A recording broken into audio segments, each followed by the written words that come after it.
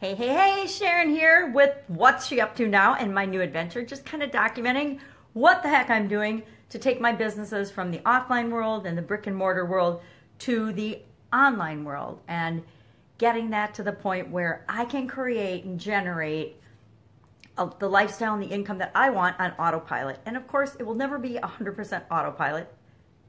Maybe it will be, but for right now, of course, I will be involved in it. And so as I'm learning and growing and figuring shit out, because that's what it involves, is just figuring stuff out, I am documenting my journey and sharing what works and share what I'm struggling with and sharing what I totally have epic failures with, because I think that's important too. Actually, that's probably the most important. People forget to ask you when you get to a level of success that they want to achieve. They always ask, well, how did you do it? How did you do it? But they forget to ask, what did you do that you totally effed up on that I want to make sure that I avoid so that I don't do that too? Because that's what's going to really speed other people's progress. But everybody wants to know how you did something without ever asking, well, what are all the hurdles and obstacles that you met along the way that if you had avoided those, you would have been able to do it so much easier, so much faster.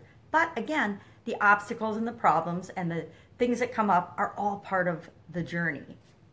And we don't always like them, but they teach us a lot. For example, we're creating a mobile app and we've run into problems with our programmer. Our programmer, turns out, is not capable of delivering on the project and doing what they agreed to do contractually early on. And, you know, they started hemming and hawing in November, and now we're in March. Today would be 3 months late on the programming that was supposed to be delivered for the alpha test of this app.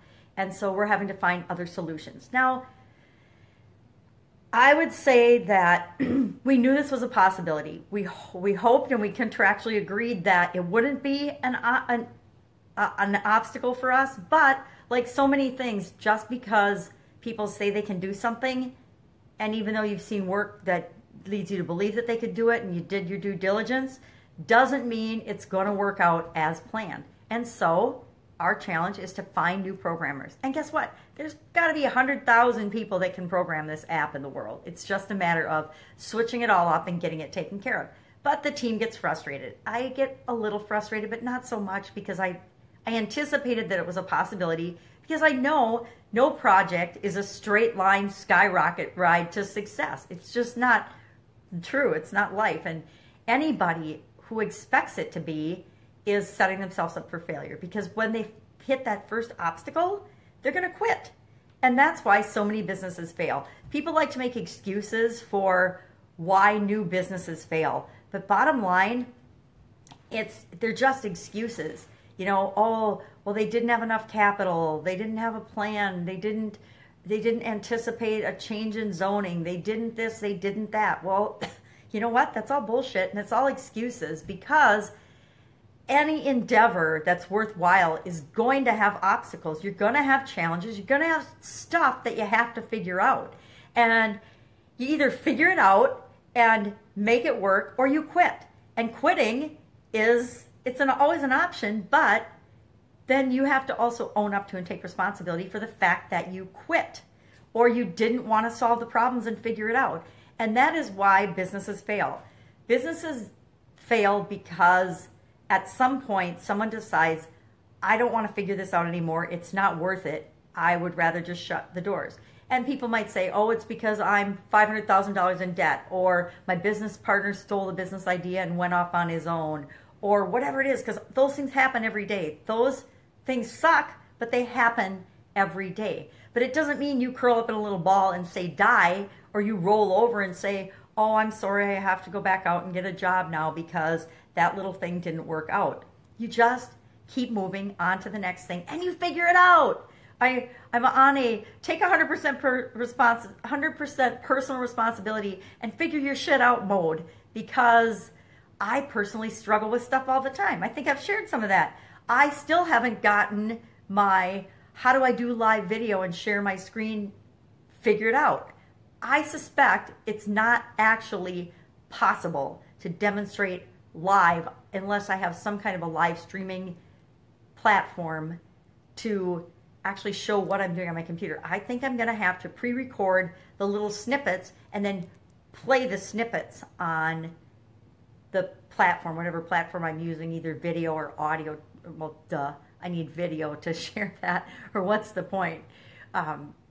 I think that that's what I'm going to have to do, because I don't know that there's a solution, or I haven't found the right person that can help me with that. And it's because I haven't asked or looked for. Again, personally, we all have things that we need to work on. One of mine is I gotta learn to ask for help. So I will figure that out. So that's what I'm working on. I'm just working on moving my business ahead. I'm working on my pajama grandma persona, because, you know, I'm in my pajamas every time I do one of these videos or every time I'm sharing content. So it just kind of seems appropriate. And again, for those of us with chronic pain, we need to find ways to add value to the world, even though we spend a lot of time in our pajamas, because that's the only way we're going to be able to do it. And I've done it the other way for a long time, but I find that it's a lot more fun and a lot more comfortable doing work in my pajamas or work in really, really comfortable clothes. You know, I honestly actually get dressed every day, and sometimes I put on yoga clothes and I do my work in yoga outfits or workout outfits, but that's a lot more comfortable than putting on a three-piece suit and going into corporate America. Did that for a lot of years and it was fine, but I don't miss it at all. So go out, make it an awesome day. Do at least one thing today that moves you toward what it is that you want in whatever area of your life that needs the most attention. And for most of us, there's several areas of our life that need a lot of attention, mine for sure. And so go out and do that, and I will report back tomorrow and let you know what's working for me, and if I actually figured out how to do that live streaming video demonstration type thing or not, because I gotta believe somebody knows how to do that. I just haven't figured it out, but I will, because I always do. Bye. See you tomorrow.